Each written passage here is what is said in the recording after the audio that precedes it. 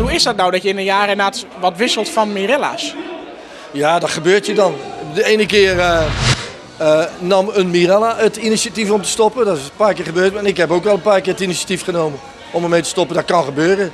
Er zijn situaties waarin je... Ja, er zijn een paar keer situaties geweest dat men alleen door wou als Mirella zijnde. Nou ja, dat heb je dan te respecteren. En dat is ook op een nette manier gegaan. En ik heb zelf ook een keer gezegd van nou, dit kan zo niet verder. Maar daar ga ik nou niet te ver op in. Maar ja, dan moet je gewoon toch weer door. Want solo was geen optie. Nog steeds niet. Het is toch een naam, hè? Frank en Mirella. Dus dan moet je daar ook niet alleen gaan staan. Dus dat werkt niet.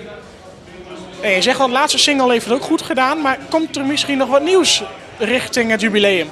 Ja, we zijn wel van plan. Een jubileumsingle, nou ja, zo heet dat dan. Maar we hebben de keuze uit diverse nummers op dit moment. We krijgen wel wat materiaal aangeboden. We moeten nog een keer rond de tafel gaan zitten met Manfred Jongenelis, onze producer. En dan kiezen we een nummer eruit. We kunnen zelfs ook een oud nummer in een nieuw jasje steken. Of er zijn een paar nieuwe nummers bij. En we zetten het alles op een rijtje. En binnenkort gaan we dat beslissen.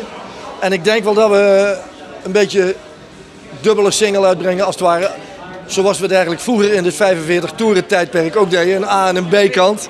En dat zullen we waarschijnlijk nu ook weer gaan doen. Dat we de mensen toch een beetje meer geven. Als tegenwoordig is normaal 1 nummer op een single. Maar ik vind wel dat we er, zeker nu met het jubileum, dat we er 2 nummers op moeten zetten.